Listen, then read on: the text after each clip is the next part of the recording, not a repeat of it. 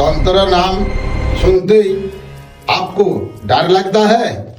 अक्सर सोचते हैं तंत्र मतलब काला जादू, लेकिन असली तंत्र होता है शक्ति की साधना, मन की शक्ति, आत्मा की शक्ति और ब्राह्मण की ऊर्जा को एक साथ जोड़ने का एक प्राचीन तरीका तंत्र हमें सिखाता है। डर नहीं, आत्मविश्वास, अपने अंदर के रोशनी को जगाना।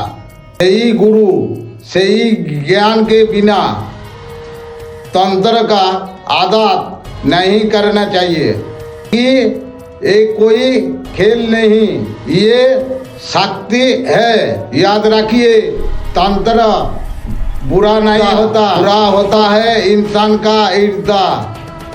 जय माता रा, जय गुरु वामदेव।